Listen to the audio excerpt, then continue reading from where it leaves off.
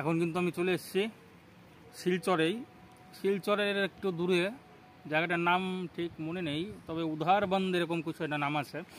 তো জায়গাটা কিন্তু সম্পূর্ণটাই চা বাগান, মাঝখান দিয়ে রাস্তা, চারিদিকে চায়ের বাগান।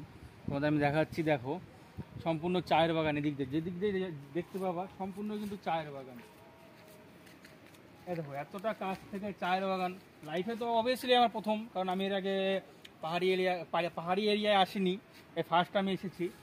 তো এখানে তুমি দেখতে পাবে যেদিকেই তাকাবা সেদিকে চায়ের বাগান, সেদিকে শুধু চায়ের বাগান, বাস মাঝখান দিয়ে রাস্তা গেছে একটা। জায়গাটা একদম ওয়াও, জাস্ট অসম। তো আমরা এখানে এসেছি চা নিতে। ওই সামনে একটা ফ্যাক্টরি আছে, তো ফ্যাক্টরি থেকে একদম ফ্রেশ চা পাওয়া যায় আমি শুনলাম এখানে। তো আমি এখন এসেছি এখানে চা নিতে। এখানে চায়ের দাম 300 টাকা কিলো, 1 কিলো চায়ের দাম 300 টাকা মাত্র। তো এখানে আমরা আসছি চা নিতে। তো দেখা যাক ফ্যাক্টরির ভিতরে যাই, গিয়ে চা নিই। তো আজকে এই ব্লগটা এই পর্যন্তই, পরে যদি চা নেওয়ার ব্লগ করতে পারি তো আমি তোমাদের দেখাবো। ওকে, টাটা।